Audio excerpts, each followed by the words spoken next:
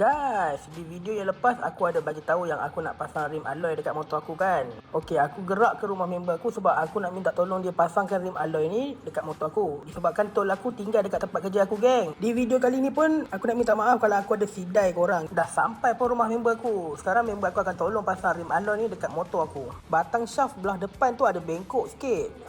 Tanggal juga rim depan aku, geng. Aku pakai balik tayar yang dekat sport rim 3 batang aku tu dan aku tambah tube dalam, geng. Kalau silap congkir ni makan modal, geng. Bush dengan bearing pun aku beli baru disebabkan rim ni rim 125. Jadi dia punya bush tak sama dengan bush asal motor ni, geng. Untuk disk depan pun aku pakai disk depan yang sebelum ni juga dan pindah masuk dekat rim alloy ni. Rim depan pun dah nak siap pasang dah.